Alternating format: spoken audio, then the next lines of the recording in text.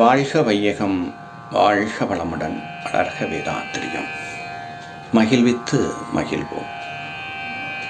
உழவர் சந்தை, வாரச்சந்தைகளிலே சென்று பொருட்கள், குறிப்பாக காய்கறிகள், பழங்கள் வாங்கும்போது வழக்கமாக ஒரு அவசரத்தில் ஸ்கூல் முடித்து ஈவினிங் டயத்தில் போகிறப்ப அந்த பரபரப்புலேயே இருக்கும்போது கொஞ்சம் கவனமாக செயல்படுவது. கூட்டம் வேறையா. அப்படி ஒரு முறை ஒரு அம்மாட்ட காய்கள்லாம் வாங்கிட்டு, அப்போ வெங்காயம் 100 ரூபாய் அளவில் விலைக்கு விற்ற நேரம். வாங்கிட்டு ஒரு 7-8 பொருட்கள் வாங்கிட்டு அவசரத்தில், அவங்க மனக்கணக்கு தான், கிராமத்தில் படிக்காதவங்க மனக்கணக்கு அவசரத்தில் அவங்களும் 2-3 கஸ்டமர் நிற்கிறதுனால டக்குன்னு ஒவ்வொரு கஸ்டமராக அனுப்புவதற்கு தான் முயற்சி செய்வார்கள். ஒரு 8 சாமானில் அந்த வெங்காயம் போட்டோன்னா அடியில் கிடந்திருக்கு. காய்கள் போட்டோன்னா அப்படியே ஒவ்வொன்றா பற்றி பார்த்து தக்காளி, உருளைக்கிழங்கு அப்படின்னு சொல்கிறது தானே, சிட்டை போடுறது கிடையாது சந்தைகளில், உழவர் சந்தையில், வாரச்சந்தையில். இப்போ வெங்காயத்தை அந்தம்மா விட்டுட்டாங்க. நான் வீட்டுக்கு அதை கொட்டி எல்லாம் செப்பரேட் பண்ணி பாருறப்ப தான் தெரியுது, ஆஹா வெங்காயம் 100 ரூபா நம்ம சேர்க்காமல் விட்டாலேன்னு எனக்கு ரொம்ப மன வருத்தம். அந்த 100 ரூபா அந்த அம்மாவுக்கு ஒரு 500 ரூபா, மிஞ்சி போனால் அதிகபட்சம் 700-800 ரூபா தான் கிடைக்கும்.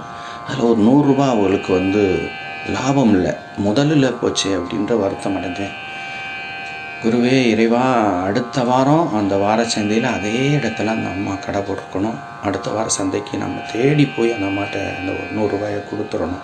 இப்போ ரெகுலர் கடைனா மறுநாள் போய் நேற்று 100 ரூபா சேர்க்கலைன்னு சொல்லி கொடுத்துடலாம். வேண்டிக்கிட்டே இருக்கேன். கரெக்டாக அந்த புதன்கிழமை எங்களுக்கு சந்தை. அந்த புதன்கிழமை வருகின்றது. ஸ்கூல் முடிச்சுட்டு ஒரு 5:30 மணி அளவில் அவளோடு அங்கே போகிறேன். ஏன்னா ஒவ்வொரு இடங்களில் கடைகள் மாற்றம் படும். குறிப்பிட்ட ரெகுலராக போடுறவங்க ஒரே இடத்துல, சப்போஸ் முந்துறவங்களுக்கு அந்த இடம் கிடைக்கும். அதே இடத்துல அந்த அம்மா கடை போடுறதை பார்த்து மட்டற்ற மகிழ்ச்சி. ஏன்னா நான் பெரும்பாலும் பொருட்கள் வாங்குறது வயதான பெரியவர்கள், முதியோர்கள்ட்ட தான் போய் வாங்குவேன். அவங்க கொஞ்சம் வயசான அம்மா. ரெண்டாவது, ஒரு சிலர் இந்த கடை வியாபாரிகள் அடித்து பிடிச்சி அந்த பொருட்களை வாங்கி எடையை கூட போட்டு பார்க்குறப்ப உண்மையிலே ரொம்ப இதாக தான் இருக்குது. மற்றவங்ககிட்டலாம் பார்கெயின் பண்ண மாட்டாங்க. பெரிய பெரிய டிபார்ட்மெண்ட்ஸ் கொடுக்குறத தான் வாங்குகிறாங்க.